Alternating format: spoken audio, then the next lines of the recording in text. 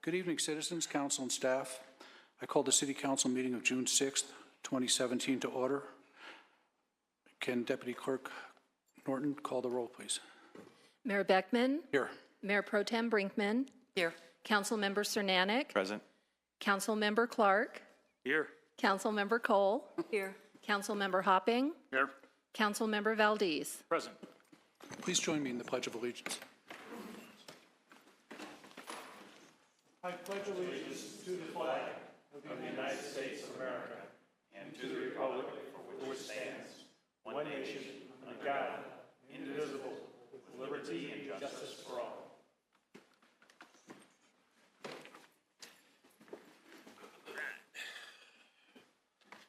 We have an agenda for this evening that's been posted and presented to City Council. Are there any changes or additions to the agenda? I'm not seeing any, so the agenda will stand.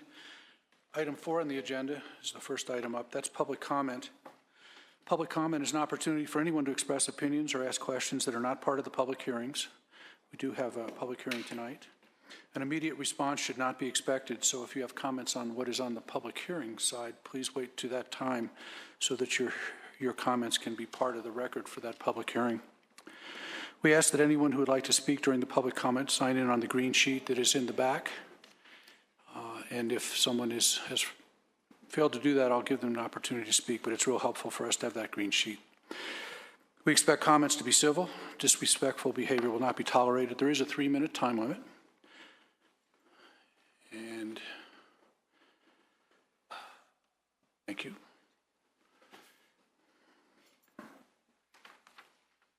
Our first speaker this evening is Coral Causeway. Hi, good evening. Hello. My name is Coral Causeway. I actually am an employee with the Alzheimer's Association of Colorado, but I'm also a resident of Littleton. I live right across the river in District 1. I am here today because June is Alzheimer's and Brain Awareness Month. So my colleagues and I at the association are visiting many councils across the state this month to raise awareness with you and hopefully to get you to raise awareness with your constituents, because most people are represented, all people are represented by either a county commission or a county council. So we hope to reach as many people as possible this month. For those of you who may have Alzheimer's in your family, none of this is going to be new. But for those of you who don't, you should know that Alzheimer's has no cure, no treatment, and there is no way to prevent it, which means it is a fatal illness. It's the 6th leading cause of death. It's the only one in the top 10 that you actually can't cure. We can cure cancers, we can cure other diseases in that top 10, we cannot cure Alzheimer's at this point. And that is significant because every 66 seconds in this country, someone gets a diagnosis of Alzheimer's, and that's just the people getting a diagnosis. That's not the people who are not getting a diagnosis. Right now, there are 5.5 million Americans with Alzheimer's and 96,000 that live in Colorado. Some of them live in your districts. What you should also know is that somebody with the disease, we call this a family disease because it doesn't just significantly affect the person with the disease, it also affects their entire family. So somebody with the disease will slowly over time, and that could be 4 years and it could be 20 years, lose the ability to reason and think. They could have behavioral issues that manifest themselves like a mental illness in some cases. They lose the ability to do basic tasks like feed themselves and bathe themselves and sometimes just get out of bed. You should know that 2/3 of people with Alzheimer's are women, and that is a little bit because women, the age is the largest risk factor, and women live longer than men. But that also means that the percentage of people that are going to get diagnosed with Alzheimer's is rapidly increasing right now because the baby boomers are aging into that category 75 and up, where you're at a much higher risk. So the incidence of Alzheimer's are going to go up by 33% just in the next decade in this state, which is what makes it a public health crisis, really, in this country and around the world. African Americans and Latinos are also more likely to get Alzheimer's, so those are populations that we are working with closely for that reason. From a caregiving perspective, most people with Alzheimer's require a caregiver because if you can't function cognitively very well, you can't balance your checkbook, you can't get out of bed, you need a caregiver. Most caregivers have more than one, or most people with Alzheimer's have more than one caregiver. Most of those folks are family informal caregivers, so they're not getting paid for that work. Many caregivers are giving up their jobs, they're giving up time with their own kids to take care of that person. Some of them are moving to other states to take care of their mother or their father or their grandparents, or moving those parents into state. And that's a cost that families bear as well. One thing I will say is that there is something you can do, and what we're asking this June, the clerk has handed you some information, and there's some information that can help you raise awareness among your constituents, among all of you. You all represent everyone in Littleton, so if we could get the word out to people in Littleton to be on the lookout, to know the 10 signs, and to know where to go for help, which is to us, that would be fantastic. If you have any constituents who don't know where to turn, we have education for people with Alzheimer's in their early stages. We have information and education for caregivers. We educate police and fire on how to approach someone with Alzheimer's in the community, so that in an emergency situation, you're de-escalating their stress and their behavior and not escalating their behavior. So we can help. So if you have someone that comes to you and doesn't know where to turn, please send them to us. And if you have any questions, please ask. Thank you very much. Thank you. And you've provided that information to the clerk? And I've got handouts for you. Thank you. And Coral, you may want to spend a few moments over at our Aging Well Resource Center at the Bemis Library, where folks come in for questions and they get referred from there. And so great. very often folks that have a family situation where they may be a caregiver or spouse may come in for questions. And I also So we know, could leave information there? yes, and Okay. I also know Kristen Beatty. And where is that? That's at the Bemis Library. Okay, great. Yes. Thanks so much. So Coral, also the South Metro Chamber of Commerce has a working committee that has been talking about issues with an aging population, and this has been one of the issues that has been talked about slightly. Okay. If you would contact them, I believe that as these meetings progress, you might have an opportunity to present more information. Okay, the Littleton Chamber of Commerce? This or is the Chamber of Commerce, South Metro Chamber. Okay. Their offices are over in the South Glen Okay. Center. I will do that. Thank you. you very much. Thanks. Our next speaker is Carol Brisiak.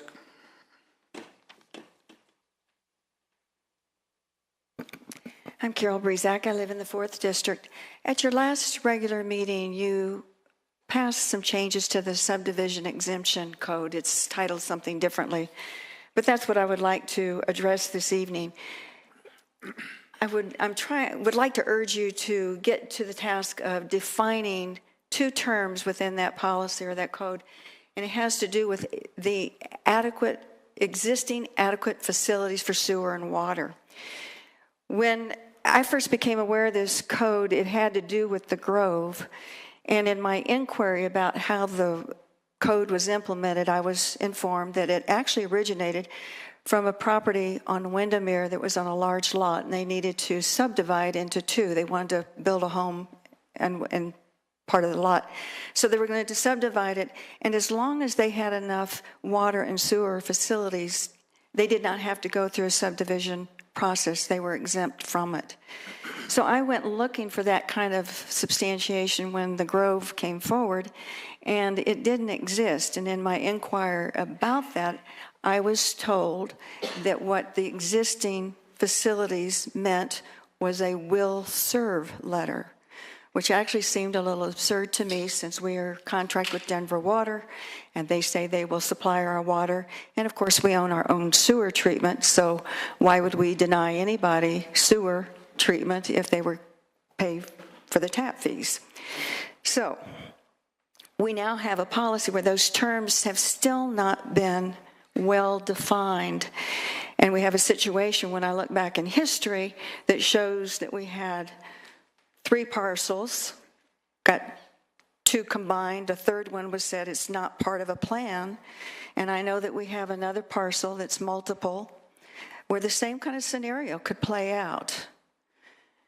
And I'd like to see this term well defined before that happens. There's been nothing said that what happened at the Grove was inappropriate, which leads me to think that something like that could happen again in the B2 zone. So I will ask you to please get back to that task as soon as possible so that we don't end up with another monstrosity on our hands. I will read to you from a September 3rd letter. It's a memo, and this illustrates exactly the point. It says, on the sanitary sewer, there's an existing 6-inch sewer that serves the property. This is the Grove. The developer's been told that he will have to increase the grade and the size to an 8-inch sewer to accommodate full development of this site. Plans are to be submitted approval, and a hand note is written. Have we backed away from this requirement? So, please. And I offer support for the progress plan, master plan that comes up on your consent agenda. Thanks. Thank you. Alex Woods.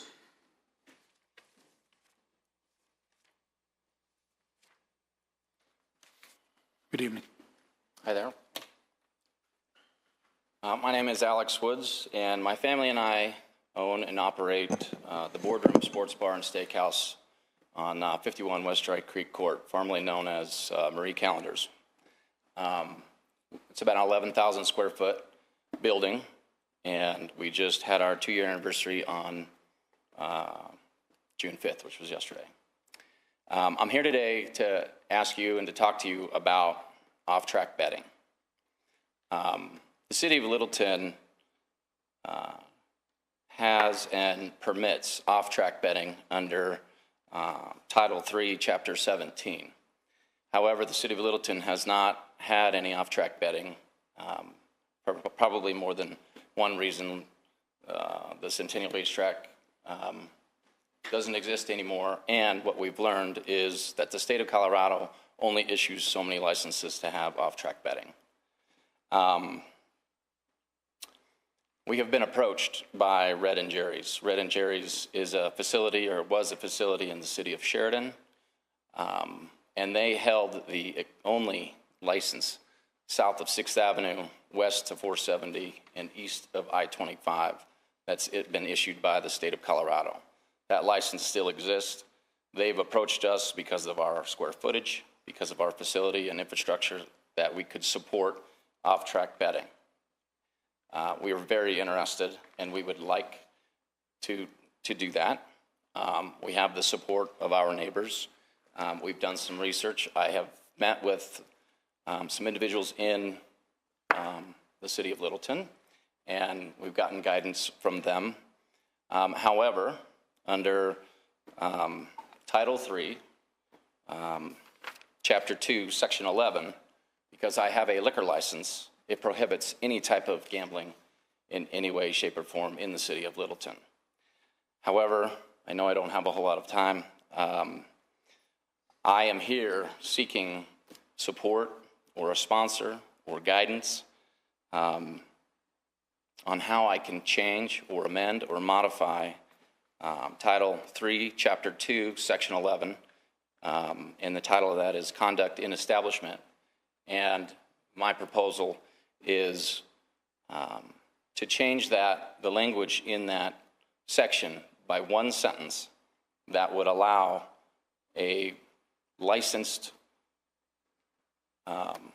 ability to gamble under that section. And again, I'm looking for some guidance. I'm looking for an amendment or a modification to conduct this activity, which is legal in several states, or I'm sorry, several cities and counties within the state of Colorado. Thank you. And the way this works is we don't try to give it any kind of direction from council. We just take the information at this time, and staff is aware of it. The city managers and the city attorney are here. They've heard the issues that you've addressed. And did you have a comment, Mr. Manager? Thank you, Mr. Mayor. I have been briefed by staff yesterday about Mr. Wood's intent here, and there has been a series of conversations with him from various staff members. So I've asked our staff to actually put together a letter in writing here so he understands the process. There's Sounds like from my perspective, there's really two major issues. One is the rezone of the property, and then the other is really through the liquor authority. So we'll explain to Mr. Woods kind of the process and what to expect for that. Thank you. I have a question. Yes. When somebody's doing off-track betting, are they placing the bets with a person or are they making them on a machine? From my understanding is a lot of it is going to a machine. Right now, Red and Jerry's was set up to do both, an in-person clerk, and they also had kiosks. So the answer is both. And did Red and Jerry's have a liquor license? Yes, they did. And there are only 10 licenses, apparently 10 licenses in the state of Colorado, and every single one of them in every jurisdiction that they're in, they have, and they permit the sale of liquor. And I suppose I'm coming here to amend it, maybe to update it, maybe to be consistent with the other states, or other cities, I'm sorry, in the state. Okay. Thank you. It looks like there's a couple of issues, but I was curious about that one. Thank you. Thank you. Pam Chadburn?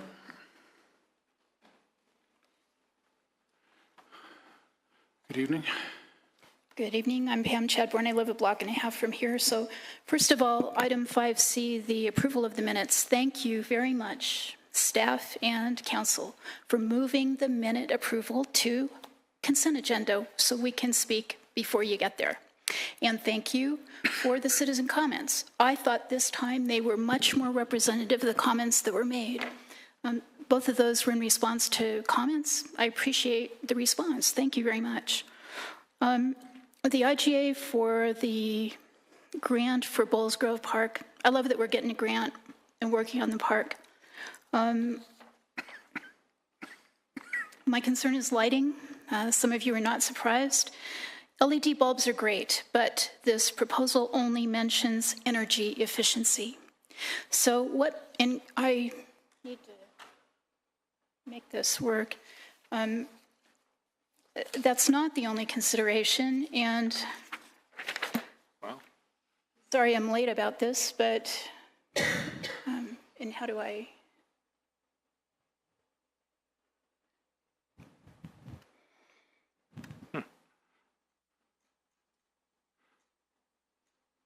So I'd like you to ask South Suburban to develop lighting design standards for LEDs and for minimizing light trespass and light pollution. Whenever I go east on Bellevue and see the appalling lights on the park on the left side of Bellevue, I'm dismayed.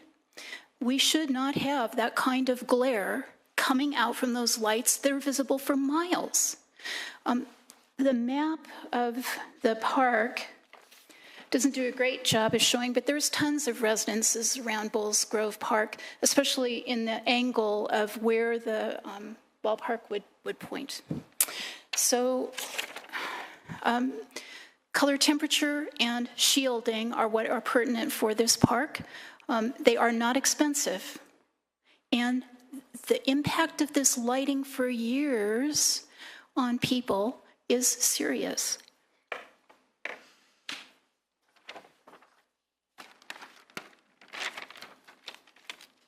So here's a comment. We know with certainty that exposure to blue-rich light during the day supports optimal circadian health, and exposure to blue-rich light at night disrupts our circadian rhythms with negative consequences for sleep and health.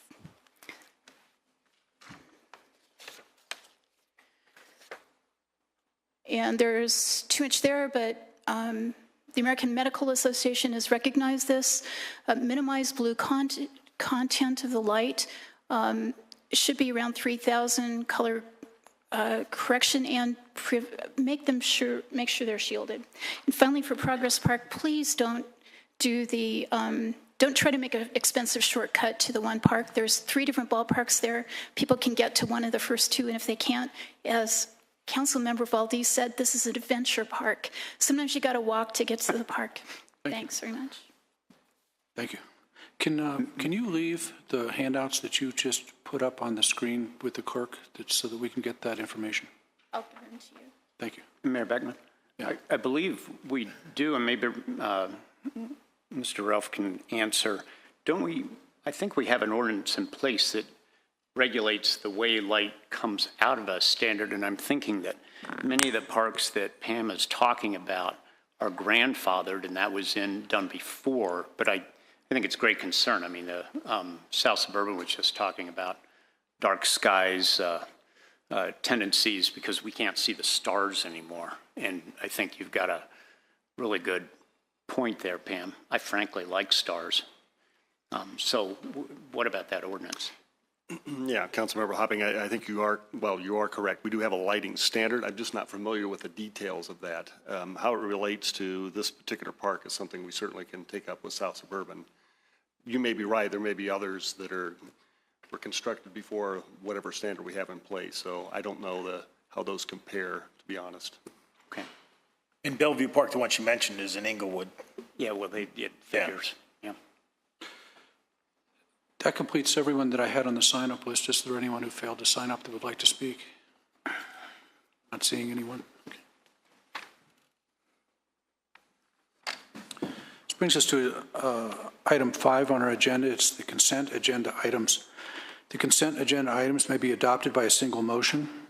All ordinances must be read by title prior to a vote on the motion, and any consent agenda item may be removed at the request of a council member. Item A is Resolution 14-2017. It's a resolution adopting an intergovernmental agreement with Arapahoe County regarding a 2017 grant of Arapahoe County Open Space Program funds for Bowles Grove Park improvements. Agenda item B is a Resolution 15-2017.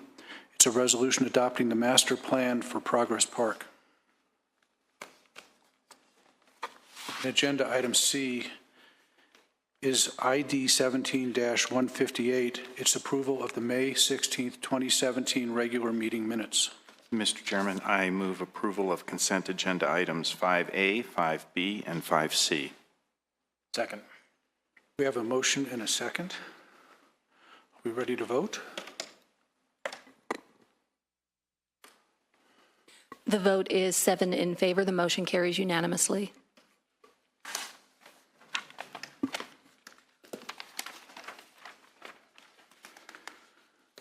This brings us to agenda item 6. These are ordinances for first reading. We have one item to discuss. That is agenda item A. It's ordinance 14-2017. This is an ordinance of the City of Littleton approving an intergovernmental agreement to contract emergency dispatch services with Metcom through the South Metro Fire Rescue. This is an item that we've discussed at some length in the study sessions, and we have Chief Armstrong here and the Finance Director Hooten, if necessary, to discuss that. Good evening, Mr. Mayor, Council. As the Mayor said, we've brought this item in front of Council more than a couple times, I think, in study sessions. We have brought back an updated and amended intergovernmental agreement for your consideration. I do have a very short PowerPoint presentation that just kind of recaptures a lot of what we've already discussed previously. If you'd like to see it, otherwise I'd be happy to answer any questions you have. I'd like to see it, Council. Yeah.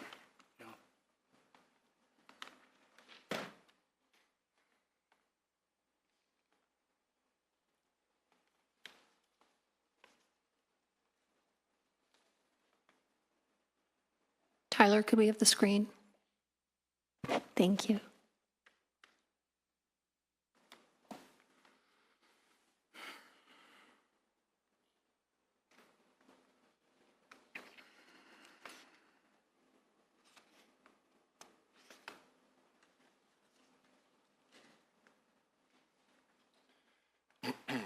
So the previous dates that we brought this item in front of Council was March 28th of 2017 and again May 16th of 2017. Just to reiterate, we did receive letters from our fire partners indicating their desire to move this forward. This is supported by all three of our fire partners, Highlands Ranch Metro District, Littleton Fire Protection District, as well as Cunningham Fire Protection District. As you'll recall, Human Resources talked about some of the buyout and benefits for some of our employees. Just to recap a few of those, our employees that would be transferred over as employees to South Metro would be bought out of their existing vacation banks at a cost of $25,285. Of course, please keep in mind that these numbers were as of May 16th. If any of our employees have used any of those hours that are in their bank, these numbers would adjust incrementally. Additionally, ICMA vesting, we have, I believe, 2 or 3 dispatch personnel that have not been vested in their pensions as of yet. We did not want them to lose that benefit. It was the recommendation of staff and approved by the city manager that we would move forward and go ahead and vest those employees out at a cost of roughly $11,830. There are several pieces of equipment we would need to transfer ownership to in order to give METCOM the capability of adding additional resources and dispatch capabilities in their system. Our IS department has gone in, you'll see in your IGA, and identified that equipment. We've added equipment descriptions and serial numbers of exactly the equipment that would be authorized to be moved over. Some major revisions, a lot of work went into this for council based on your suggestions and comments. I want to say thank you to our HR staff as well as our finance staff and our legal team who did a lot of work on this in a short period of time. We did add some clarifying language on the performance standards and reporting requirements for South Metro. We had talked about their performance standards are going to meet all the NFPA standards that are recognized nationwide. In addition, they have a responsibility to provide us monthly, quarterly, and annually reports on what their performance is. And if there are any disputes, we have some language in the IGA that allows us to talk about what those standards are, whether we're happy, and give them an opportunity to improve. It also requires South Metro to maintain good working relationships with all primary PSAPs. Our PSAPs are our public safety and answering points. We work a lot with Douglas, Jefferson, Arapahoe County Sheriff's Office, Littleton PD, for example. What we wanted to ensure was that when South Metro is dispatching our emergency units to scenes where there's resources coming from other jurisdictions, that they are working cooperatively with those other dispatch centers to ensure a seamless response, which they've agreed to. At the request of Councilmember Clark, he wanted a definition of what a call was defined as. We went in and made sure that we clarified that so there's no ambiguity in the language about what's considered a call and how they're billing us for those calls. So a call basically is anytime they answer a phone, they process the information and dispatch a unit in our CAD system, which is our computer-aided dispatch system. It would qualify as a call, and that's defined in the IGA. Also, there was some question about the true-up process with the CPI. There was a little confusion regarding the 2018 numbers. As you recall, I had advised you that South Metro had agreed to lock us into a cost per call for 2017 and extend that into 2018. There was some language about true-up CPI costs in 2019 over the previous year that added some confusion. So we took that over the previous year language out and put in a specific example of when that CPI would be applied and how, and we are locked in for 2017 and 2018 at that rate. Conveyance of equipment, as I said, includes a comprehensive list of equipment to be transferred that includes serial number, and that avoids any ambiguity or disputes in the IGA. And then our legal team really did an outstanding job with our HR department in adding an extra exhibit into the IGA, which covers all the benefits for our employees. We put clarifying language in there about healthcare requirements when they would transfer as Littleton employees to South Metro employees to ensure that there's no gap in their health insurance coverage for them and their families. South Metro is honoring some sick leave transfers, as you know. If an employee terminates, whether voluntarily or involuntarily with the city, our sick time banks have no value. South Metro funds all their sick time. But despite that, they've agreed to front load sick time for our employees equal to their sick time banks up to but not to exceed 720 hours. It's a huge benefit for our employees. It protects them in the event of a catastrophic illness. It also protects South Metro. There are some caveats in there. South Metro will buy out sick time for an employee when they leave South Metro's employment. These hours would not be subject to buyout because they haven't funded for them, and that's stipulated in the IGA. Sick leave and vacation accruals, we cleaned up some of the language. All of our dispatchers will come in at their original date of hire with the City of Littleton. They will maintain all their seniority. They will earn sick time and vacation as a 10-year employee on day one, for example. They are an at-will employee, just like every other South Metro employee.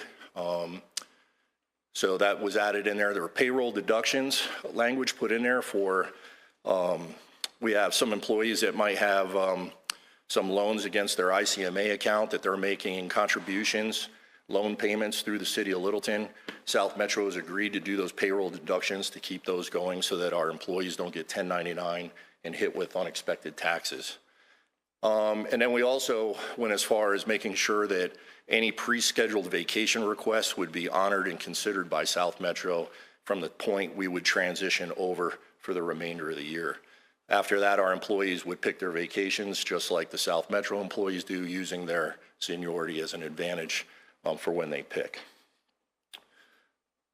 So we've done a lot of work in a short period of time. As I stated, I think we have brought in front of you a IGA that's fair and was negotiated in good faith. The IGA is supported by our fire partners, and our staff recommends that council approve it on first reading. I'll be happy to take any questions. Questions for the chief? It's not really a question in part. It's mostly a comment with one small question. Chief, appreciate the clarification around the performance standards and including those, because I think it makes it a cleaner agreement as we're looking at this, and the regular reporting so that you know, as we talked about in the study session, any differences in calls, we can see that. Also, not leaving any of the understanding that we had in the study sessions, in that we can actually use our own call response protocols for this, but also a quick assurance would be during this transition. Would a citizen or a business in Littleton see anything other than a seamless transfer of responsibility? I'm pretty confident that I would say not only would the citizens not notice, but our employees probably won't notice. Other than our dispatchers doing their job from a different location, it's going to be a fairly seamless transition. Thank you. Other comments or questions? I have one. Please. Chief, thank you for this. When we have, if there's a call that comes into Littleton, let's say it's in the city, and you don't have equipment available, and that's answered by someone on the South Metro side of the line, that relationship exists now, correct? To a certain degree, it exists. So there are statewide mutual aid agreements, and then we take that even a step further with South Metro, and we have what's called an automatic aid agreement.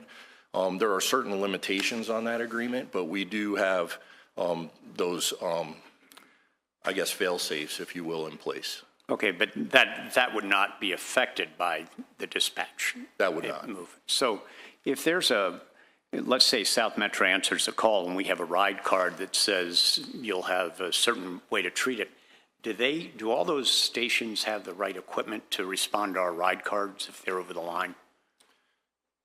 Yes. So South Metro staffs their trucks just a little bit different than we do. But we've been doing auto aid with them for decades, and we have not seen any decrease in ability to either treat our patients or mitigate an emergency when they respond versus us. They operate at the same level that we do and provide equal service in terms of patient care. So I'm confident that if our resources are not available and we have to rely on auto or mutual aid to have somebody else come in and handle an incident in our city, that they're doing it to the industry standards that we would expect. Okay, so but the ride card issue would not be affected by this at all. It would is not. what I'm hearing. So Thank you. it would be improved to the point where if I needed auto aid from South Metro, my dispatch center would not need to contact their dispatch center to request that resource. They would be operating in the same center, and that transition would happen a bit quicker. Okay. Thank you. Other comments or questions? I have a couple, if no one else does. Chief, thank you for the work that you, the city manager, the city attorney, and staff, human resources have done on this. I know that a lot of work went into it. I appreciate that a lot. I don't have any concerns about that piece of the circumstance. I think we're going to take care of those employees and we're going to take care of those things. But I do think that the citizens need to hear a little more. I think we want to make sure we find a way before second reading. The citizens that might come in to a public hearing have already been educated about what this is about, how it affects them personally, what's in it in terms of the response, what concerns we might be able to deal with before that. So my request certainly would be some kind of information paper that would answer those most prevalent questions for citizens before we get to a public hearing, because if we can answer them in advance, that would be very helpful.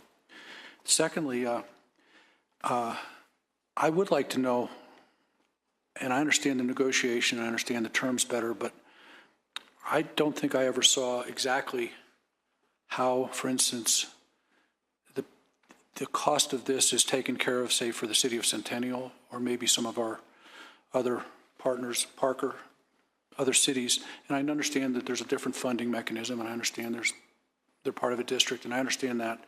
But just from a fiscal accountability point of view, I want to make sure that as a city in the South Metro area, our costs are equal to, or maybe it's a better deal than any of the other cities. So maybe that could be a discussion at the second reading. You know, it's something I would rather have a document about rather than just a discussion, you know, so. And then the other was it's probably the only bolded letters in that contract are the ones about the communication equipment. It's paragraph 6, and Chief, it's the one that says the communication equipment that is not in the center itself is our responsibility to maintain. And I get that, all that. But it's just interesting that it was bolded, and I wondered if there was anything you might comment on to that, why it was such an important issue. On my copy, it's bolded. Maybe it's not. Yeah, it's bolded on mine too. I don't know if, Ken, are you up to speed on that? I'm going to go on a limb and try to answer that for you here, because it was a legal discussion. There was language in this that if the city of Littleton defaulted and didn't pay, that South Metro would no longer have to provide the service. We felt that was an unacceptable language for us, because we're talking about answering 911 calls. So we wanted something in there that would guarantee them to continue to provide a service while we went through a dispute process. So the legal teams spoke with each other and came up with this language as an agreement, a compromise, if you will, for both. Other than that, I can't really specify as to why it's bold, but I can tell you that both legal sides, our legal team as well as South Metro, were happy with the language that was in here and felt that both parties were equally protected. Mr. Mayor, just if I could, and I don't have the agreement in front of me, so and I would need to go back and check with my notes. Chief is right. This was an edit to an earlier version that was not acceptable. If there are specific questions about it, I can get you a more detailed answer about how we came up with that, but we're comfortable with it. Also, I am asking that we provide information to the public prior to that second reading. Mr. Manager, if I'm asking something that exceeds a normal operation of staff, if you need to get a council approval to do that, let me know now and we can see if we have that. I'd be happy to talk to staff about what that could look like, and I can share that with council in advance. So right offhand, it sounds like it could be manageable, but we'll see if I can discuss that with staff and again, meet your expectations. Okay. Yeah, and what I'm addressing also is there's angst, you know, with change, and I certainly am feeling some of that angst. And so the ability to present information in advance, I think, is just going to be helpful to that issue. So, Council, any other comments or questions? We also have Tiffany Hooten here if we have a financial question.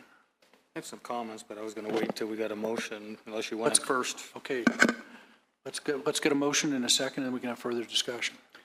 I move to approve Ordinance 14, Series 2017, approving an intergovernmental agreement to contract emergency dispatch services with Metcom through South Metro Fire Rescue, and setting the public hearing for June 27, 2017 at the Littleton Center at 6:30 p.m. Second. We have a motion and a second. Discussion. Okay. The letters that we have from the fire partners dated May 3rd and April 27th both cite a cost savings this year of around $300,000, which they got from the fire chief. I'll point out that the way you get that cost savings is by taking the budgeted amount for the entire year and comparing that to the actual amount that will be spent at South Metro, or the budgeted amount for half of the year and the actual amount that be spent at South Metro. I'll remind you all that if we were spending our budget, then we wouldn't have an issue with personnel because we'd be fully staffed. So we've gone a whole half year spending less than the budget by a rather substantial amount. The figures from that, I guess they're titled finance, so they must have come from finance, actually show there's going to be about a $41,000 difference. If you take the amount that we spent in the first half, assume we're going to spend that same amount in the second half of the year and compare that to South Metro. So for $41,000, I don't see a big rush on this. My concern is the communication has two different amounts or two different dates for when we go underwater on this. One is 2024 and one is 2030. And the difference is the rate that's used for inflation on how much the costs go up. If you use the 2% figure, which is the CPI, then we go underwater at 2024. If you use a 4.5% figure that the fire department is supposing, or finance, I don't know who is proposing this, then we go underwater in 2030. But in either case, both of those dates are beyond the end date of the contract. We have a contract in front of us that terminates in 2021. We don't know if South Metro will even provide the service after 2021. If they do, we don't know if the pricing will be based on a per-call basis. And if it is based on a per-call basis, we don't know what that figure is going to be because they will have a contract that ends at 2021. And if you compare that to the contracts that we have made with people that we provide fire service to, we have a contract with Lockheed Martin for providing fire service to Lockheed Martin that goes for 15 years. And I'll remind you all that that contract has a 2% escalation in it each year. So we're giving a fire department figure of 4.5% of escalation for costs, and yet we signed a contract with Lockheed Martin for 15 years at 2%. The contract with Meadowbrook Fairview, Meadow Fair, Woodbrook, whoever they are, goes for 10 years. And that escalation is fixed at the CPI rate. Once again, if we go to the CPI rate, we go underwater in 2024. But in either case, whether it's 2024 or 2030, both of those dates are beyond the end of the contract. It's pure speculation on what our costs are going to be in 2022 because we don't have a contract. And that was an issue that came up at the study session. South Metro or whoever it is chose not to give us a contract. We are basing decisions on what our cost savings are going to be that extend, in some cases, years beyond the end of the contract, which is foolishness. There's no way that we can speculate on what our costs are going to be. There's no way that we can compare the stability of the costs when we have a contract that ends in 4 years. So I think the wise thing to do is to vote this down on first reading and to figure out what we're going to do on merging with South Metro, if we're going to merge with South Metro. I think spinning off The dispatch center at this point in our discussions is foolish. I especially think it's foolish when we only have a contract for 4 years. Imagine at the end of 4 years, if we're faced with a cost that we can't handle, what it would take to restart the department, because all our equipment would be gone, all our dispatchers would be gone. I think in the interest of public safety for the citizens of Littleton and the fire partners, that we have an obligation to be a little more long-ranged on this than 4 years in the future. Additional discussion or comments? Please. Well, the primary reason that the chief brought this issue to us, as I recall, was that we have a situation in our current dispatch center that is has problems with staffing and sustaining that staffing. We've got a high rate of turnover because the job is a difficult job, but we also have very difficult working conditions. Been on council now 10 years. First year I was on council, we took a tour of that dispatch room and saw the horrors of that and saw how difficult it would be to work in that room doing that type of work. It would be difficult to work in that room if you weren't doing that type of work. And here we are 10 years later, and there's been nothing done in that room. And it's only gotten worse because our population has grown, the age of our population has increased, the call volume clearly has increased, the demands on our emergency services have increased, and hence the demands on that dispatch center have too. So what the chief brought in was essentially a plan that would help to provide a higher level of service based on the diminishing opportunities that we have been able to provide regarding that entity.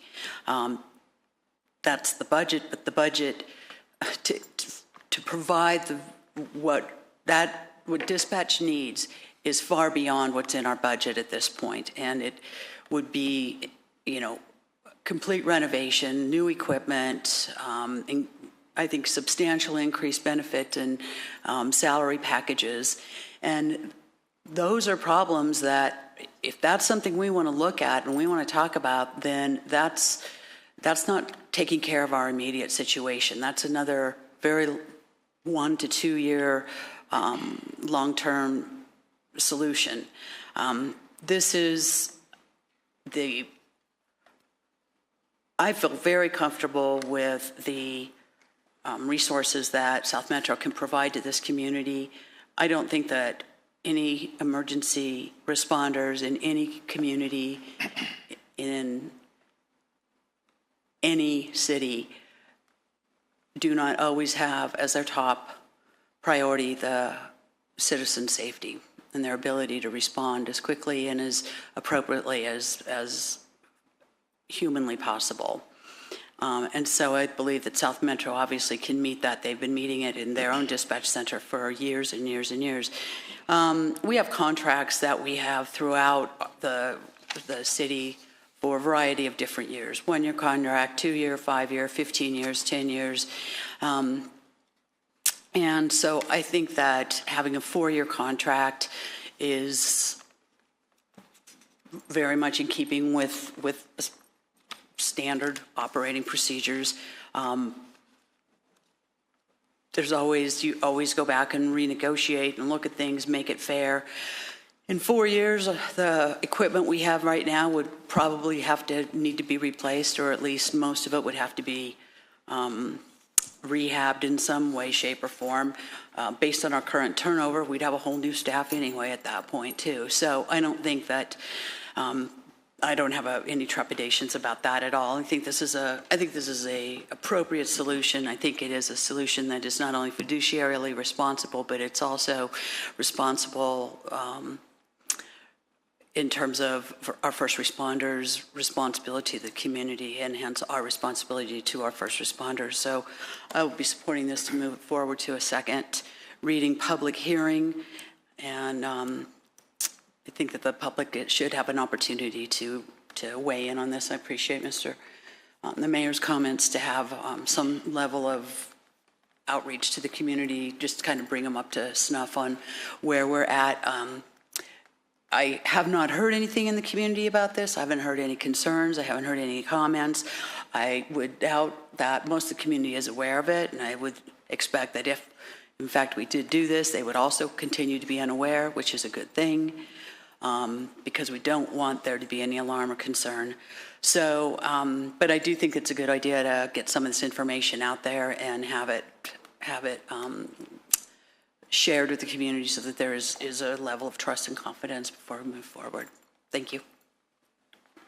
Any additional comments? Please. So this agreement is about 4.5 years. How did we come at 4.5 years?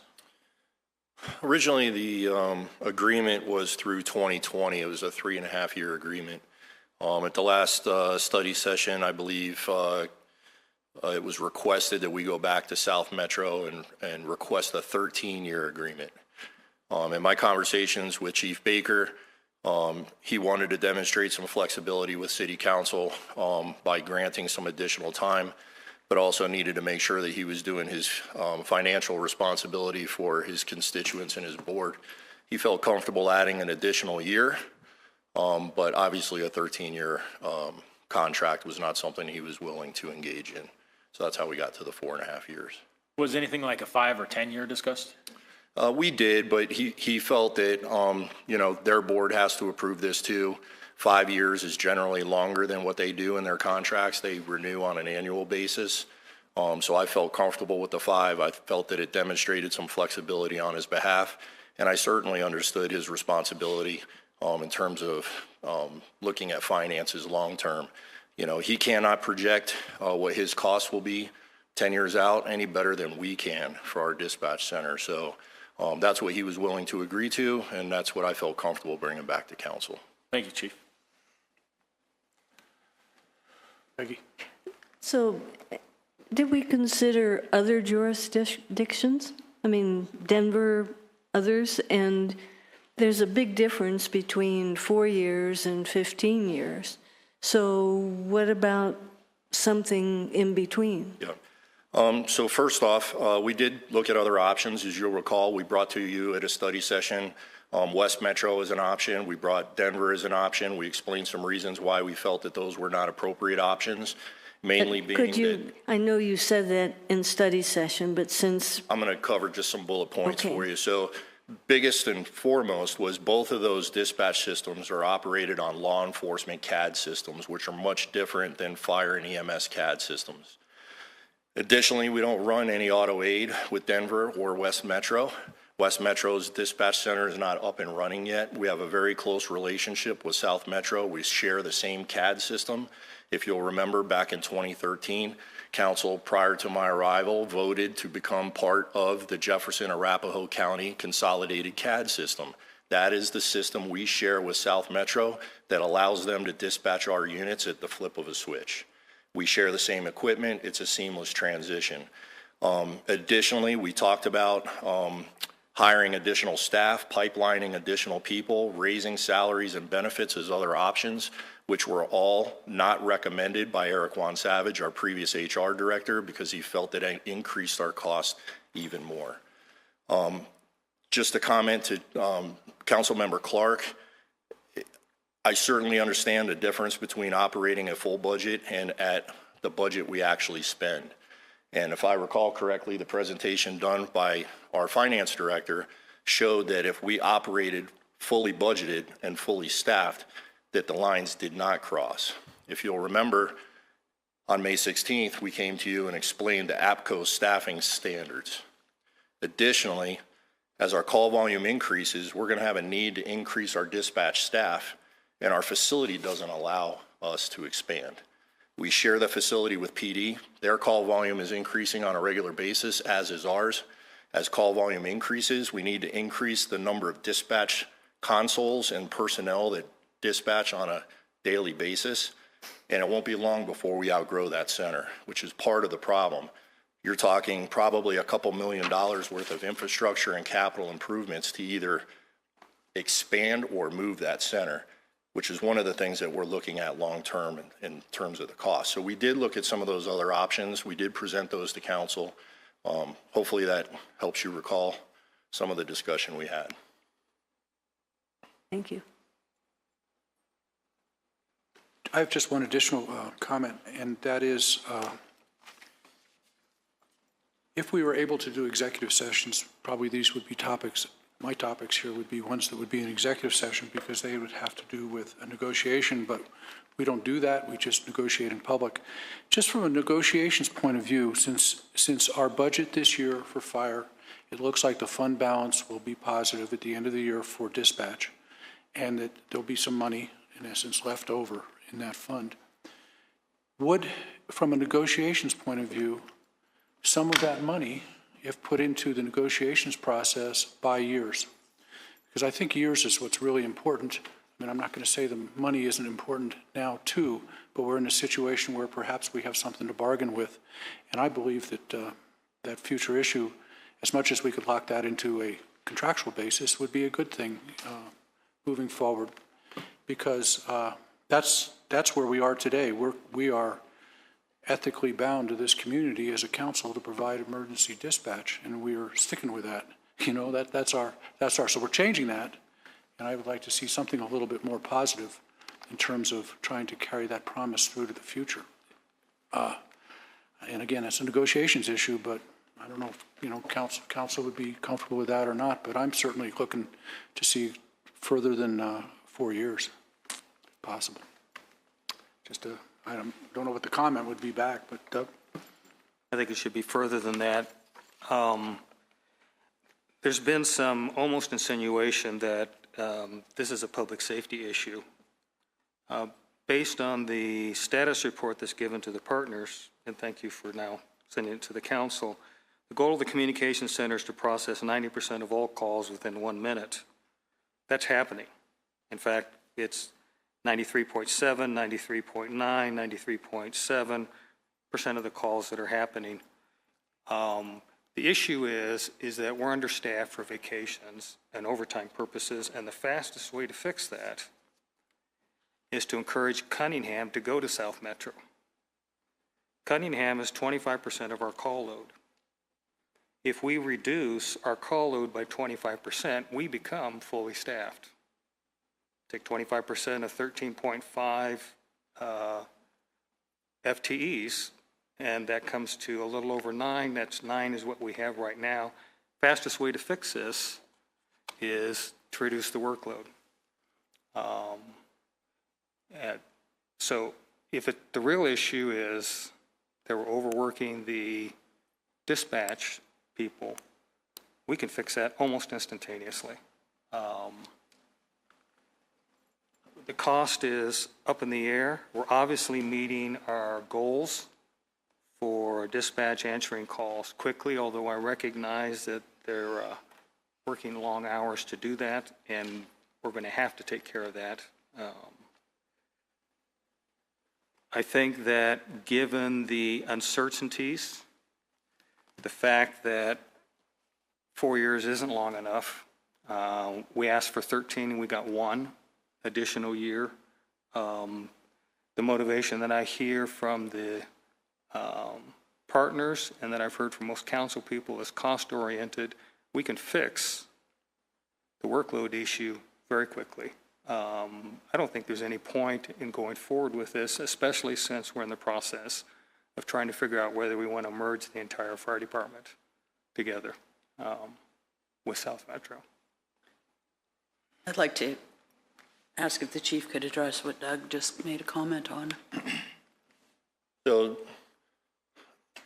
part of the statement is correct in terms if we lowered our call volume, we would need to look at how many full-time employees we have. If you recall the council packet I gave you on the 16th, looking at the APCO standards for staffing, it's generated based on 911 telephone calls coming into our system. In that staffing worksheet, it shows you our call volume, our 911 call volume without Cunningham, and we would still be understaffed. So that would not necessarily fix our problem. It would lower, in theory, it would lower the amount of FTEs, but it doesn't fix our hiring and retention problem. We would still be training people. If you remember, Eric Juan Savage provided information to you that said we use Mountain States to develop our range for our dispatchers in terms of pay. We have a dispatcher that comes in with 5 years experience. We bring them in at the 50th percentile. South Metro uses Mountain States to develop their range of pay. They bring dispatchers in with 0 experience at the 85th percentile. That's difficult to compete with. So it doesn't fix our problem. It does reduce the amount of incidents that we dispatch. It would reduce the amount of 911 calls. But if you go back to the worksheet that we provided you, even if we exclude those calls from Cunningham, based on the APCO staffing recommendation standards for nationwide for dispatch centers, we would still be understaffed. Thank you. Chief, if I understand right, South Metro is an accredited dispatch center? They're we accredited. Are not? That's correct. They're accredited by APCO, which is the dispatch industry that I'm talking about. And why aren't we? We would meet accreditation standards in terms of our performance. As Councilmember Clark pointed out, our dispatchers do a great job, and despite how many hours we ask them to work, they get the calls answered and dispatched in the time frame that we require. We don't have the staffing levels to receive accreditation, and our facility would not meet the standards for accreditation either. It's not a matter of not wanting it, it's a matter of ability to achieve it. Because some of the issues that I think are very important to consider beyond cost, and I think cost works out, is that the South Metro facility, and I've toured it, Councilwoman Cole and I saw it the same day. Separately, yeah. It's much bigger. They have sleeping rooms. They have more people on duty at one time and a greater flexibility to respond if there's an emergent situation. If we had a railroad derailment here in town a few years ago, if we have the tanker fire on I-25, if those things happen. I mean, they don't make that stuff up. And I think we need to be prepared for that. We do not have room to grow in this facility. I think this is an opportunity. None of the lines in any of the graphs consider capital costs. South Metro's facility is built and paid for. They own that. There's not a mortgage on it. That's theirs. We own ours, but if we continue over time, population will grow. The day will come where we're going to have to replace that center. So capital costs are not included in any of those lines. And as our finance director will tell you, capital cost is still real dollars. And I think those are important to consider. There are also some economies of scale when you talk about fragmenting and having Cunningham peel off and Highlands Ranch may peel off or whatever. This is an opportunity to move and get a situation, I think, that is a safer situation or has greater safety flexibility over the long run than peeling off Cunningham and have everybody continue to walk out of a room where they can pass coffee back and forth without standing up.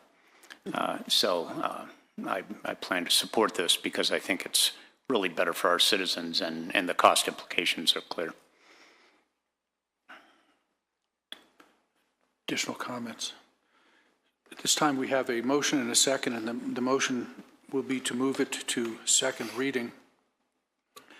And my final comment is I think we have some questions, Chief, for you at the second reading, and you'll be ready for those, and we'll have a public comment at that time, too. So at this time, that is scheduled for, and it was June 27th? Was that the date?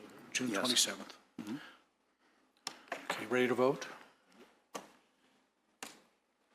The vote is 6 in favor, with Councilmember Clark voting no. The motion carries.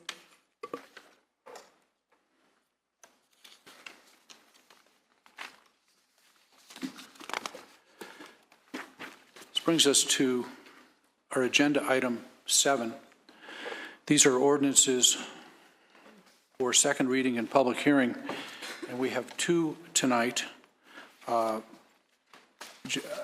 Agenda item A is ordinance 09-2017, an ordinance on second reading to amend the city zoning code Title 10 with respect to commercial mobile radio service and to expand the city's regulations to include wireless communications facilities. And just for everyone's refreshing of their memory, we've talked about this at a council meeting, or rather at a study session. We had a first reading, and there was actually a little bit of delay on some of the issues in order to get additional. There's been some work done as follow-up by the city attorney and Jocelyn. So a lot of work has gone into it to get it to this second reading. It's been mentioned in great detail at a study session. We have two staff members tonight, our city attorney and our community development director, and they're ready to make any presentation that we would like to hear. Mr. City Attorney, you want to bring us up to date with some of the changes and issues?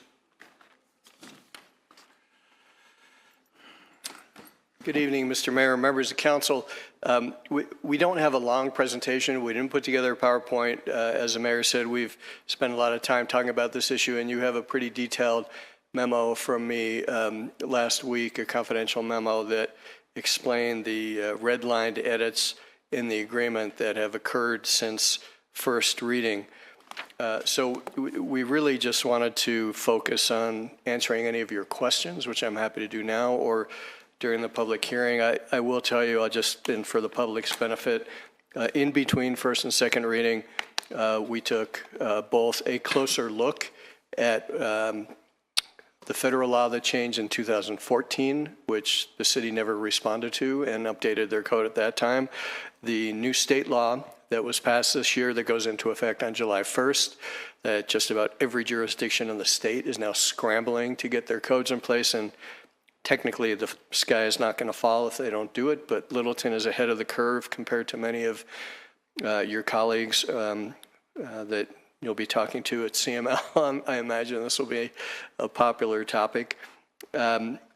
We were contacted by AT&T, which had a number of concerns with our code, and we met with them on multiple occasions in person, had other telephone conversations and email correspondence, and just suffice it to say, there were a number of issues that they raised where they made some good points, and we thought it would improve the ordinance and certainly minimize the chances of challenge by making edits without damaging the city's regulatory rights, and we made those. And there were also a handful of suggestions that they made where we disagreed over the interpretation of federal law or the new state law, and we respectfully informed them that we're going to recommend something different to the council. And then we also check with a number of other jurisdictions around the state that are working on this issue. As you know, my law firm does a lot of work in this area, and we're working with a lot of communities.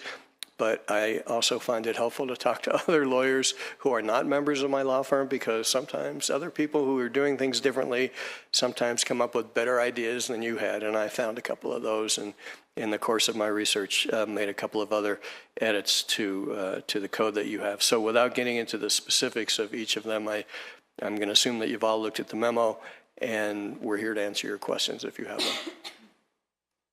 Oh. Yeah, thanks, Acting City Attorney Feldman. And if you go to ordinance number 09, and I'm on page 18 of the red line version, I don't know if it matches up with your electronic version, but its lines that I'm going to refer to is 640 and 641, and then 645 and 646. And I'm using these as just examples because they're close together, where things are not crisply defined, yet they may be operationally okay. In lines 640 and 641, it says, to the extent reasonably feasible, be consistent with the size and shape of the pole-mounted equipment. That's one example. In line 645 and 646, it says, be sized to minimize the negative aesthetic impacts to the right-of-way. And maybe this is a better question for the Community Development Director, but since you're the attorney that's in front of us at the moment, how do we deal with those less than crisp references? So we have a provision in the code when we're dealing with structures that are administratively approved that basically gives the community development director or her designee that's reviewing this the opportunity to make a judgment call. And that's really what we're talking about here, and you've correctly identified some issues that are in the gray area, just like if you had a application for a 150-foot tower, a conditional use permit, the Planning Commission would make a recommendation and the council would make a decision where you'd have to consider aesthetic issues, and you would make a judgment call whether something was designed well enough to fit within the character of the community. We are required now by state law of approving these facilities if they comply with local zoning, if they're small cell facilities, not your big towers. Frankly, one of the areas of disagreement that we had with the industry was that because these are a use by right in zoning now, for administrative approvals, there should be no criteria. Whatever they submit, if the zoning height is a 45-foot limit in a commercial district and they submit an application for a 45-foot pole in the right-of-way, no matter what color it was, no matter how bulky it was, no matter what it looked like, there's no opportunity for staff to look at it. It must be approved. I disagree. I think that within the context of zoning, a use by right gets to be reviewed and staff gets to make judgment calls when decisions are made administratively. So I acknowledge that that these are judgment calls and that we end up in the gray area. And anytime you're in the gray area, there's always possibility that somebody's going to challenge your decision. It's, as you know, it's impossible to define what aesthetic criteria works in one place versus another. You get to make those calls most of the time. These are kind of a carve out for administrative approvals where a staff member gets to make those calls. I appreciate the city having a say where we might not have a say in trying to say that it fits some of the character of particularly a neighborhood that becomes important. When there is this gray area and, say, a member of the industry wants to take objection to that, what is the appeal process? Well, they could challenge the city's decision in district court. It would be a staff decision, an administrative decision. There wouldn't be an administrative record, so it wouldn't be that kind of an appeal.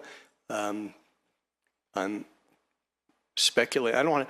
I know we have some of our friends from AT&T here tonight. I don't want to give them a laundry list of ways they can sue the city, but I wasn't quite looking for that. Right. I think one of the arguments, frankly, would be that this would be inappropriate to put into a code and that goes beyond the city's authority under the state law, and there might be a motion for a declaratory ruling by a district court judge as to whether an ordinance like this went too far. I think an ordinance like this would be easily supportable, but I could see someone might challenge this kind of language at some point. Thank you.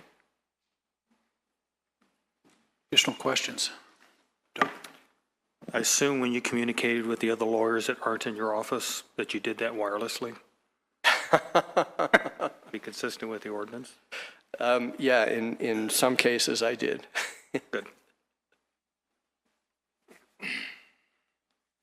Well, unless we have additional questions, we'll move to a motion in a second, then we can have additional discussion if necessary. Well, you want to show that now? Open the public hearing, right? A public hearing, but did you want to do anything? I'm through unless you have other questions for me at this time. Okay. At this point, we have, if there's no further questions of Jocelyn or the city attorney, we open a public hearing, and it's 7:44. We'll open the public hearing. I have two people who've signed up for that. The first is Pam Chadburn.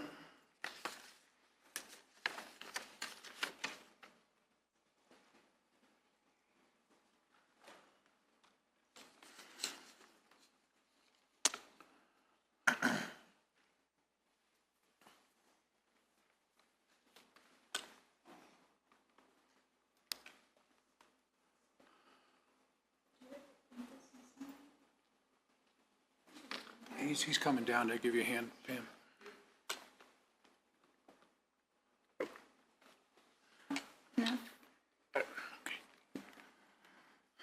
No.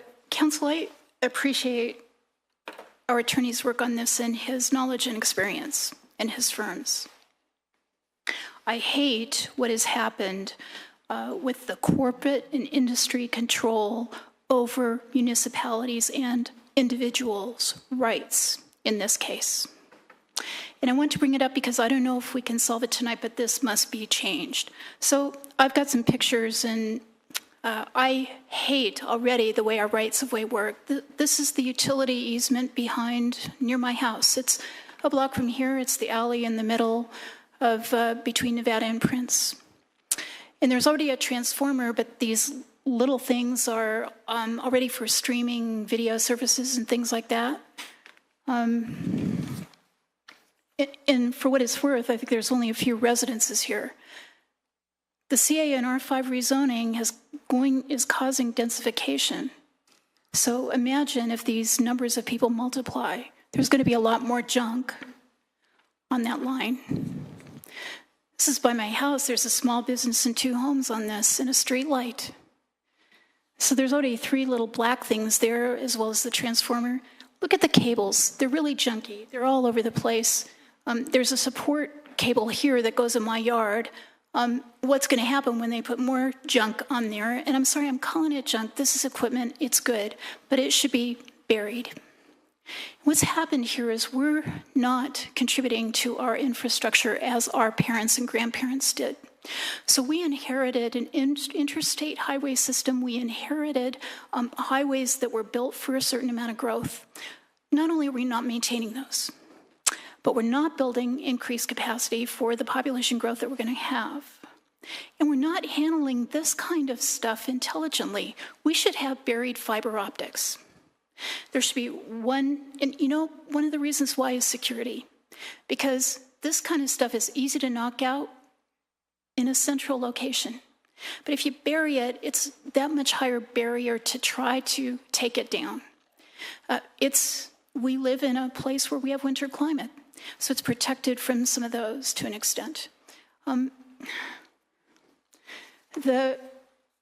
What's happened here, this is by the Essex House in Geneva Village, and it doesn't even have those little lines yet or blocks, and it's already junky looking, rusted looking transformers, and again, all these little cables flying all over the place. This is not being handled well by us. And so I'm going to complain about it. We may need to do this ordinance, but it's not right. Thank you. Thank you, Pam. The next speaker is Jennifer Price. Good evening. Good evening. My name is Jennifer Price. I represent AT&T here in the state of Colorado. I'm actually locally based here in the state. Thanks for giving me a moment to speak. First, I just want to take a moment to thank Jocelyn Mills and the city attorney for the hard work that they did on this. This was a very open, transparent process. We had a lot of meetings, and it was a very healthy and productive process. So we're very grateful for that. The integration of Section 6409 into the code is a critical issue for the wireless companies. That's our roadmap to how we, to how we upgrade wireless sites in a way that can adequately address the 250,000% increase in data usage on our network since 2007. And that's something you guys probably experience yourselves. And so we are supportive of staff's integration of 6409 language, largely as written by the federal government. We also understand the desire to amend the code to add design standards in light of House Bill 1193, and we agree with reasonable objective standards. Excuse me. This is an issue that will continue to evolve over time, and we look forward to working with staff on that as that work continues. We do have 2 issues that we continue to disagree with on staff, agree with staff on, and that is the additions in the code that give the city the responsibility to regulate wireless emissions and interferences. These 2 issues are regulated exclusively by the FCC, which does have Colorado-based representatives here for remedy, and that was the congressional intent from the Telecommunications Act. In future revisions, we would strongly recommend that Council consider fixing this in light of the case law. Again, I just want to thank staff for what was really an open, collaborative, and healthy process. And we do look forward to partnering on this issue as it goes forward. Thank you. Those are the only two folks that I had signed up to speak. Is there anyone else who missed the opportunity would like to speak at the public hearing? Seeing no one, I close the public hearing at 7:50. And we can get a motion in a second and have additional discussion. I move to approve on second reading ordinance 9-2017, amending the city zoning code Title 10 with respect to commercial mobile radio service and to expand the city's regulations to include wireless communication facilities. Second. Give it to my older brother. Who'd you give it to? My older brother here. Councilmember Cernanek. We have a motion and a second. Is there any other discussion or any other questions of staff? Excuse me, Mayor. Why is that up there? So I do have a question. I'm sorry.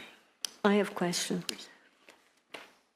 So it's my understanding that potentially we may wind up, I don't know if it's in this century or not, but that we may wind up burying tons of stuff downtown. Is this, that's a little exaggeration, but is this right?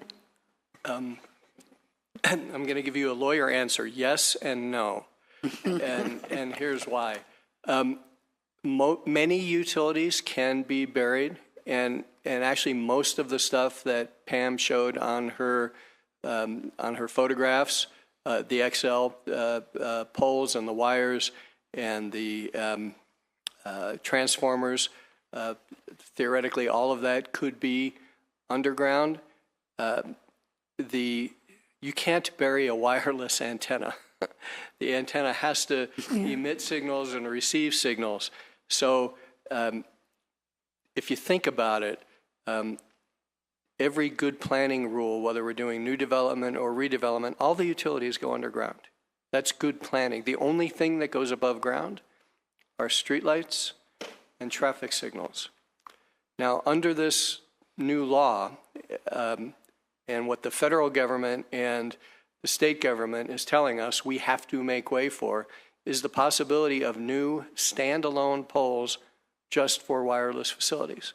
So the more we can get these things on existing streetlights, which we don't own, most of, XL owns them, or traffic signals, the less demand, hopefully, over time there will be. These are called small cell facilities, not because of their size, but because of their coverage area. So there's a chance that in the future, at least some of the small cell technology might be able to cover larger areas, so you wouldn't need them to be so dense. If I might, I'll use Councilmember Cole's question to add some information to what Pam said. She said, we're not handling this very well. If she means the collective we nationally, I agree with her, but the city is doing the best it can, and other cities and counties are doing the best that they can to protect local communities, to get these networks deployed, because we're all using the service and we all want better service, but in a way that meets the needs of the local community. It's the state legislatures and the Congress and the Federal Communications Commission that are taking local authority away from us. So if people are not happy with the way things are happening, they need to call their congressional delegation. The FCC has 3 proceedings open right now that within the next 8 months will in some way further preempt local control over the rights of way, local authority over siting. One of the things that's teed up in this FCC proceeding says if there's a wireless antenna on a utility distribution pole and the city wants to underground that, which we could do right now if we had money in the budget, the capital budget or the XL undergrounding fund, and said we want to underground all these XL distribution poles, all those things that Pam showed us, the city could do that. And if there was a wireless company that had an antenna on that pole, they would have to find some other place to put it. The FCC has asked in this pending rulemaking whether they should adopt a rule that says if there's an antenna on a utility pole, should a city be precluded and preempted by federal law from undergrounding the other utilities. And the FCC is about to step into your control, our collective control of local zoning. Our congressional delegation ought to hear about that, because nobody's putting pressure on the FCC. And I'll tell you what, Senator Gardner is on the committee that has primary jurisdiction over this. And so he needs to hear about it before anybody else needs to hear about it, although Congresswoman DeGette is on the House committee that has jurisdiction over it. So I would say that we are doing everything we can to try to minimize the impact while still allow for faster deployment of these networks in the future in a way that will meet the community needs and the community look as best as we can. But people ought to be concerned about what kind of control the city has now, because whatever we have now, I will guarantee you it will be less in about 8 months. And then there will be a lawsuit after the FCC acts. And frankly, depending upon how far they overreach in their rules, may impact what a federal court is going to say about their decision. So within a year from now, I will be back here and we will be talking about amending the code again, because there will be some new federal rules. And this is a lot of people are waking up to some of these issues like net neutrality and privacy protections, and local control over what your community looks like is absolutely threatened by what's happening in Washington right now, and to a lesser extent by what's happened in the states. I may have mentioned this in an earlier, one of our earlier sessions, so if I did, I apologize, but the state law that we have is actually a lot better than many other states are seeing in their new state laws. And in part, that's because we had decent people we were negotiating with who had some respect for local control. And so I would prefer that we not have the new statute, but the statute that we got is better than what some of our colleagues in other states are having to deal with. So I have another question then. So we have a few very creative utility cabinets in the city now that have been artistically enhanced. Not that this would happen quickly, but is it possible to enhance artistically in one way or another one of these poles? And not get electrocuted. Yeah. Yeah, you know, I think that there is, if you think back to the late 90s and early 2000s when cell phones first started, you know, becoming big, that was right after the Congress opened up the market and created more spectrum. We had all these new wireless companies, and everybody was worried there were going to be thousands and thousands of these big, ugly cell towers, and there are a lot of them. But communities began requiring camouflage techniques, and you know, there are some really cool fake trees where you don't notice it, and there's some incredibly ugly ones where they did a lousy job. And there's a lot of these facilities that are inside of church steeples and on fairly wide but still somewhat normal-looking flagpoles. There's lots of ways these things can be camouflaged. I can show you a great website that has some great examples of really good-looking and really terrible-looking wireless sites. I think because these small cells are new, it's going to take some time for the industry to figure out how creative they need to get to make them more palatable. I know that in downtown Denver, Verizon just put in a couple of standalone poles that, I mean, they're painted a dark brown color. It's right near Union Station, so they're, I mean, in its area where there's been a lot of redevelopment, and they have a fairly wide base at the bottom, so all of the other attachments other than the antenna, because these facilities require 2 radios, an electric meter, and a bunch of wires, they're all on the inside of the facility, and there's just this brown pole up against a brown building that, you know, you might not notice. They're certainly not as visually obtrusive as some of the old XL stuff that we look at every day that Pam showed us. So I think over time the companies will get creative because they've gotten a lot more creative in working with cities to camouflage the big sites. So I think we'll get there. Thank you. Additional questions or comments by council? Are we ready to vote?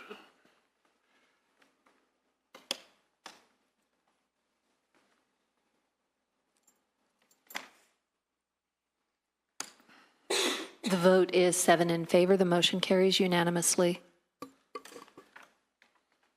This brings us to Agenda Item 7B. This is Ordinance 12-2017. It's an ordinance on second reading to approve access to the Colorado Quarterly Census of Employment Wages Database. And this is a matter also that was presented to us by Denise Stevens at our study session in a quick manner. And just to refresh your memory, the issue was this is a multi-year contract and required it to come to council. So unless council has additional requests of staff, I'm ready to open a public hearing. It's 8 o'clock. We'll open the public hearing at 8 o'clock. And I'm not hearing that there's anybody who's signed up. And I'll just ask if there's somebody who would like to speak to this issue. And I'm not seeing anyone, so I'll close it again at 8 o'clock.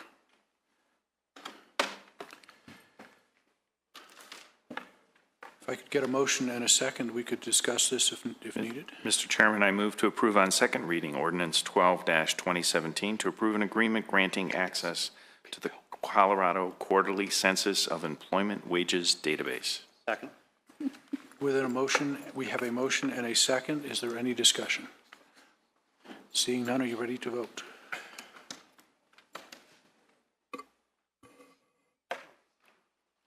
Vote. The vote is 7 in favor. The motion carries unanimously. This brings us to, on down the agenda, past the normal agenda. Item 8 is normally general business, and we don't have any general business tonight. This brings us to comments and reports. The first person is the city manager. Thank you, Mr. Mayor. Just maybe one comment here for the public this evening.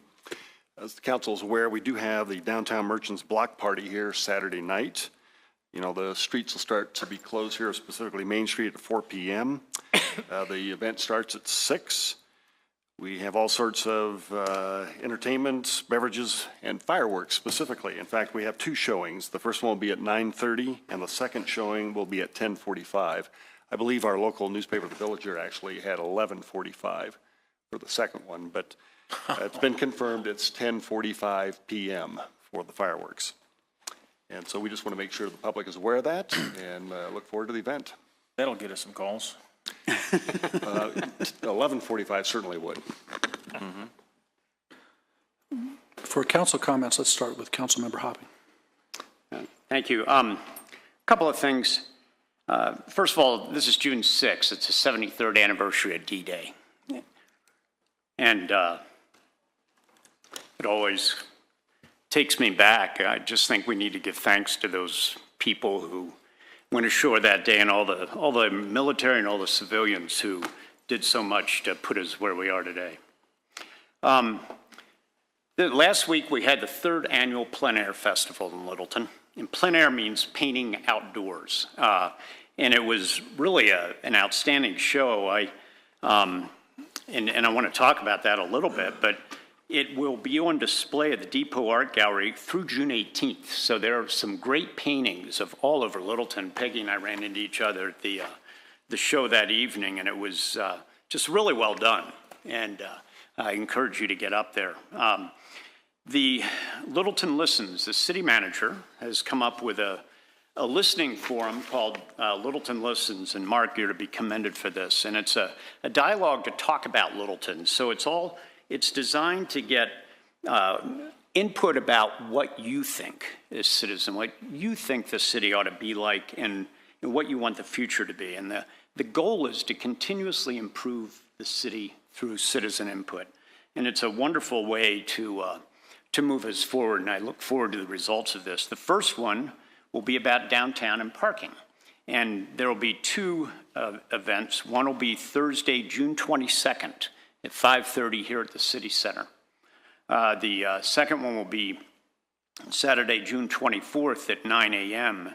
at the Littleton Museum. So try and make those, and that'll give us all an opportunity. It's City Manager Ralph has a structure in mind that is really designed to get input on the maximum number of issues so that we can really move in a positive way.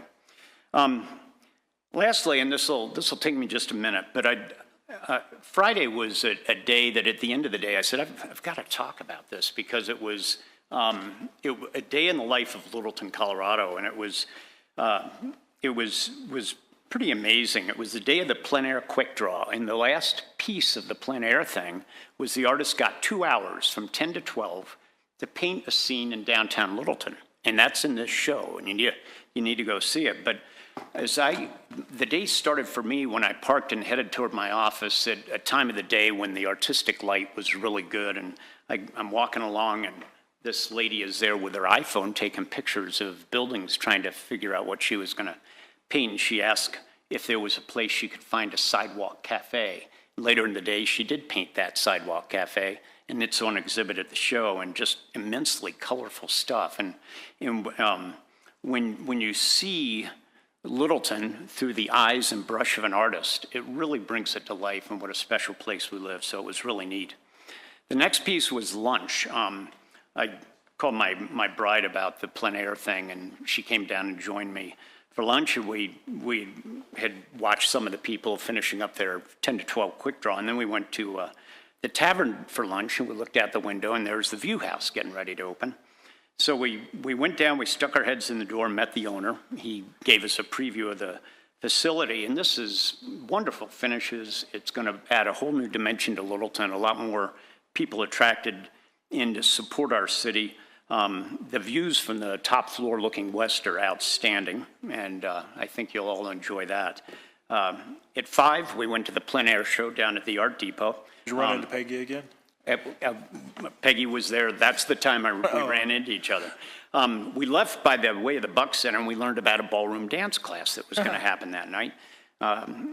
And so we decided to check that out, but it wasn't time yet. So we went downtown again. We had dinner at Smoke and Fins. And they were packed, but they said it was a slow night because we only had to wait 20 minutes. So a really happy, diverse crowd. We went back to the Buck Center for the dance event, and it was a totally different crowd, but happy, very diverse. So the bottom line is that we were struck by the multifaceted nature of the community that happens to be very pretty, and these paintings really show it.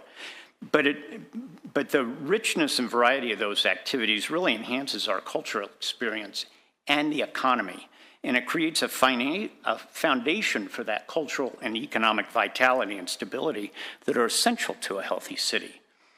And why did all this happen? Why could Friday happen?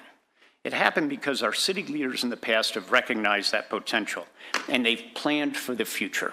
They've not only maintained the city, but they've been visionary. They've put into place systems that enhance our culture and promote that economic stability.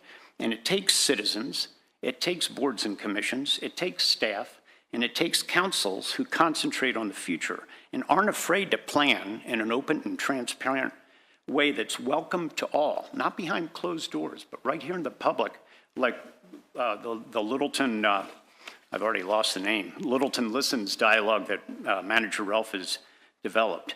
So I'm challenging all of us to lead the city by following these past examples. So our future is really determined by the citizens' needs and wants.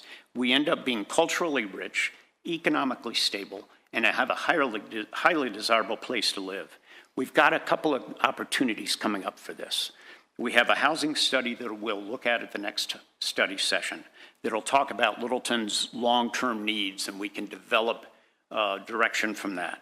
We have a Littleton Boulevard study that just identified some of the assets along that avenue that we can use as a model or a launching pad to do something, and I'll pick out of the Portland, Oregon had an area like that, and they developed little centers along that are walkable neighborhood centers. But it takes a council to move forward and plan those things, and we have to free ourselves up to do that. Ms. Chadbourne talked about lighting.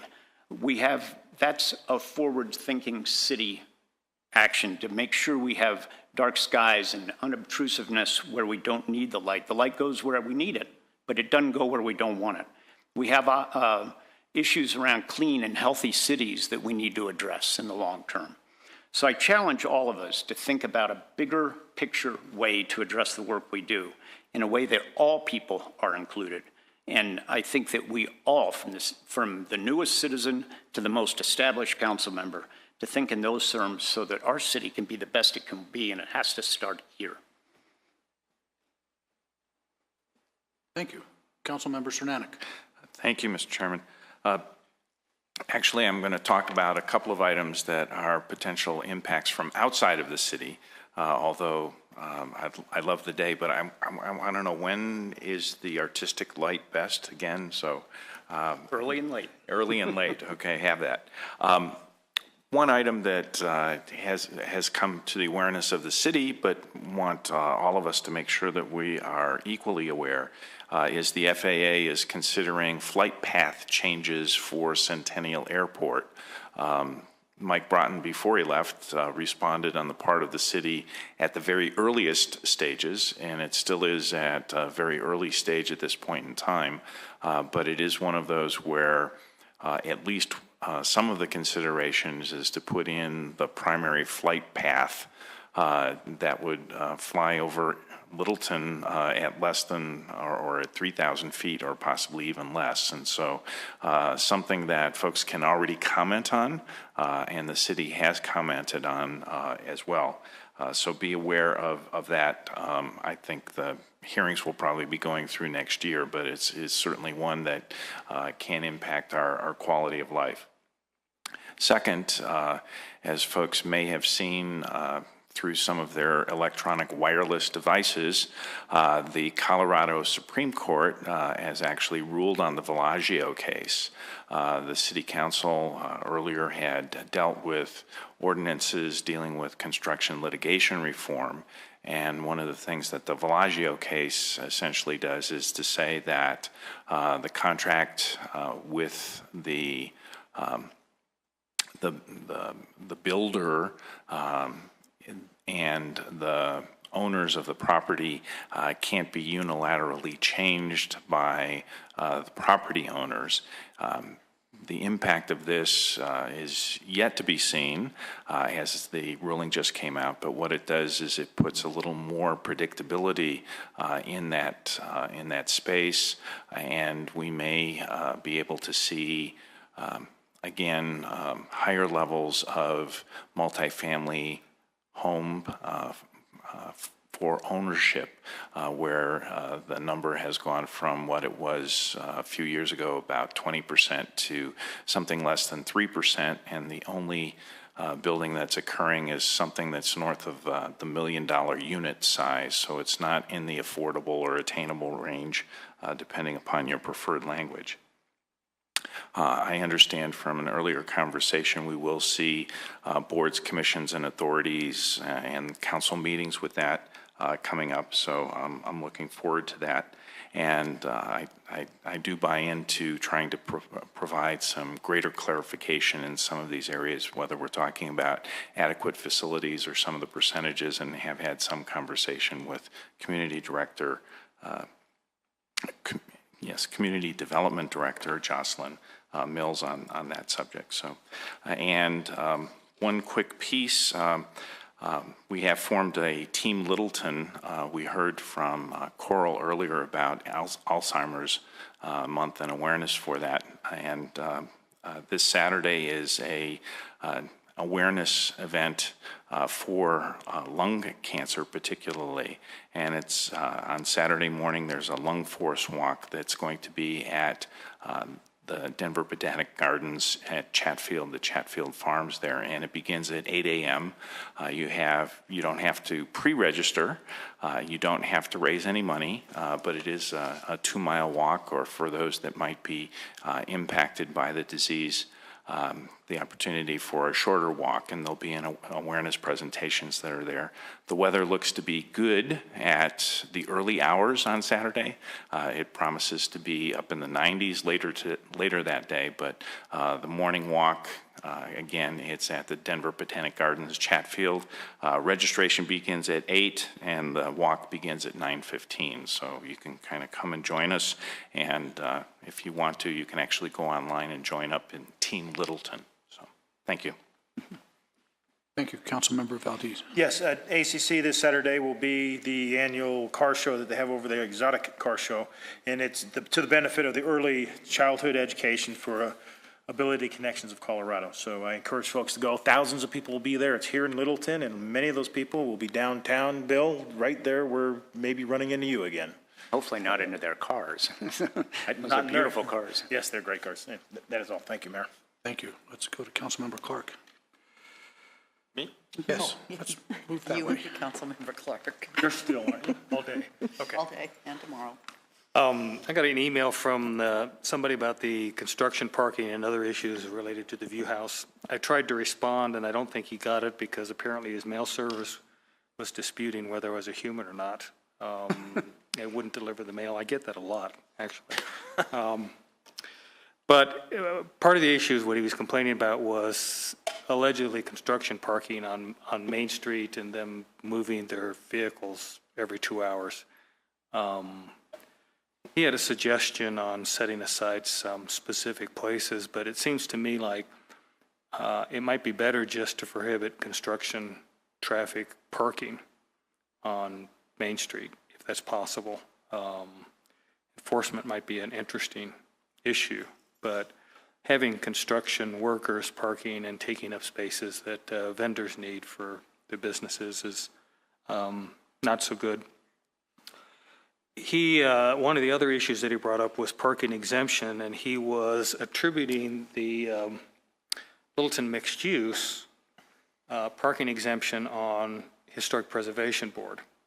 And while there have been some properties that have gotten historic designation in order to get the parking exemption, I don't believe that was the case with Littleton mixed use, and it wasn't the case with Merle's. In both of those instances, those are granted through PDOs. PDOs go to Planning Commission. Council doesn't see them. So I recommended to him, although it probably didn't get there, that he go down to the Planning Commission and express his frustration with the parking exemptions and the issues around that to the Planning Commission, because they're actually the ones that have immediate approval of that, one way or the other. I know that you sent out an email saying that you were going to look into those issues, but I wanted to talk about it tonight since I don't think he got the email. Second issue is Carol brought up, I think it's called administrative plats now. Is that the new name for subdivision exemptions? Am I getting that right? And I had some other citizen finally convince me that the language about the 25% and the 75% of the lot size too small or too big was actually either confusing or nonsensical. And it took him a while, but I actually agree with him. So I think at some point we're probably going to have to look at that particular section. I know Carol has brought up the issue before about what adequate utilities are. I think we're all striving to figure out what a definition is, and I don't know what the right answer is. So maybe if we have an epiphany, we can do both of those at the same time sometime in the future. And I'll sit down with you, Jocelyn, and go over that section with what his arguments were that finally convinced me sometime in the next week or two. Thank you, Council. And we'll give you a chance to respond to those in a moment. Okay. Councilmember Cole.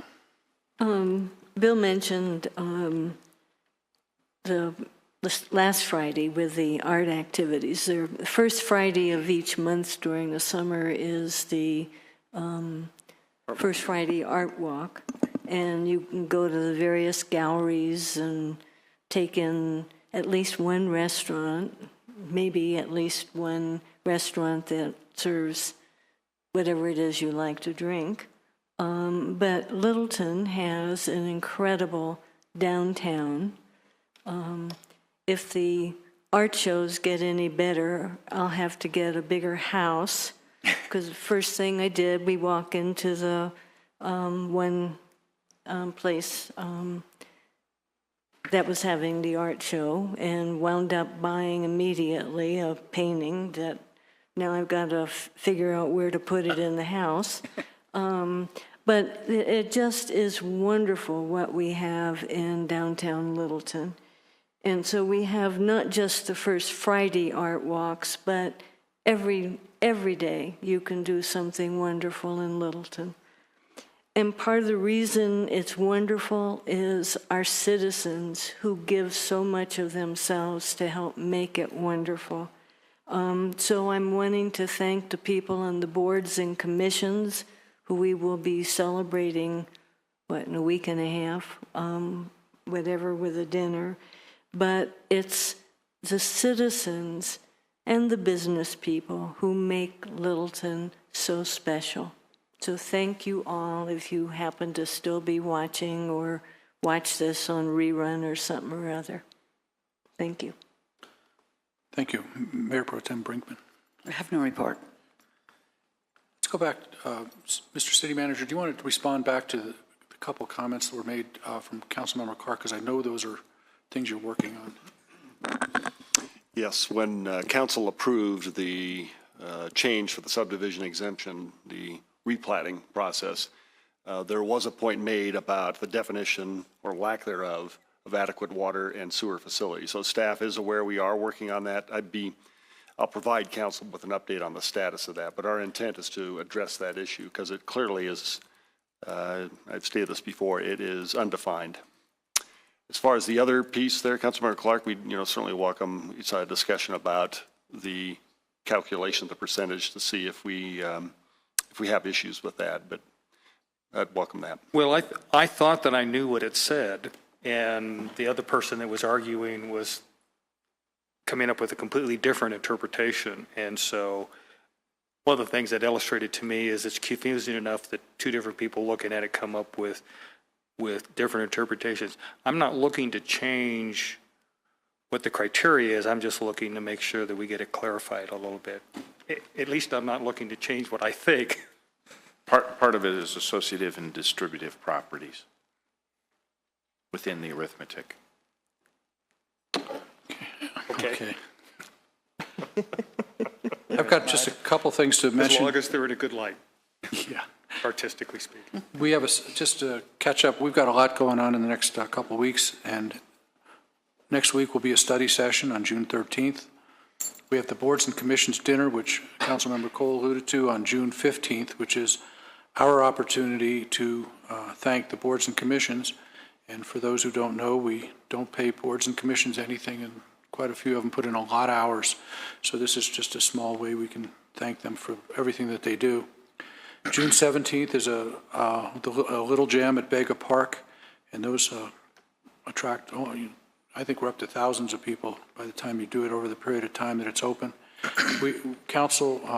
Many of council members will be at the CML conference. That's the Colorado Municipal League Conference, June 20 to 23. And that's where topics that are of concern statewide to different communities are discussed. And I'm betting, as the city attorney said, one of them is going to probably involve the issues that he's talking about. And then just on the FAA comment, so a little bit more on that for the community to know, and perhaps it's getting ready to be I think it should probably be an article in the local newspaper because it's significant. And please allow me to take a couple moments to talk about it. A few years ago, we had an agreement arrived at by FAA about how the airports that were general aviation as well as the major commercial airport, DIA, were going to interact in terms of flights in and flights out. And it's like a three-dimensional chessboard. You have to consider vectors and you also have to consider heights. And then you put into it issues about how those impact people on the ground. In the past, the FAA was very open to public comment, very willing to listen to those issues and get out of their comfort zone, which is talking about vectors and heights. And Robert Oleslager, who I want to compliment as the director of the Centennial Airport, has put together a multi-page document to FAA in which he talks about how what was done in the past to come up with a workable solution for the multiple airports in the Denver area seemed to be being ignored by the current FAA process. Now that process is just beginning, but he points to different danger signs about failing to listen to the public, failing to be transparent, failing to give the public information about such things as vectors and heights, and a refusal, and I'm these are my words, a refusal to talk about the impacts on people. And that's where we fall into major consideration. So we will be hearing a lot about this, but I do want to say that for those that look back and say, what'd you know and what'd you do about it, this is a topic of discussion in Arapahoe County among the commissioners and among the mayors and different people that have concerns. The airport, the commercial airport at Centennial is in the city of Centennial. It's in Arapahoe County. It's now the second largest general aviation airport in the United States, and it is a very busy and important financial, economic contributor.